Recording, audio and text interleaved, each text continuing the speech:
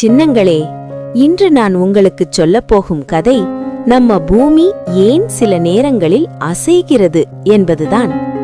நம்ம பூமி வெளியிலிருந்து அமைதியாக தோன்றினாலும் அதற்குள்ளே நிறைய வேலைகள் நடந்து கொண்டே இருக்கிறது.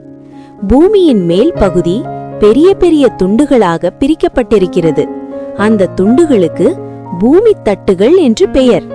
இந்த பூமித் தட்டுகள் மெதுவாக, மிகவும் மெதுவாக நகர்கின்றன.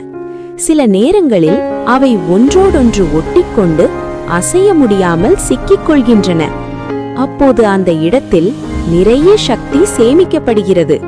ஒரு ரப்பர் பேண்டை அதிகமாக இழுக்கும் மாதிரிதான் ஒரு நேரத்தில் அந்த சக்தி திடீரென்று வெளியே வந்தால் பூமி லேசாக குலுங்குகிறது. அந்த குலுக்கலுக்குத்தான் நாம் நிலநடுக்கம் என்று சொல்கிறோம்.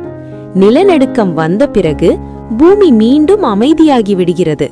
அதனால் பயப்பட வேண்டியதில்லை. இது பூமி தன்னுடைய இயல்பான வேலை செய்யும் ஒரு வழிதான்.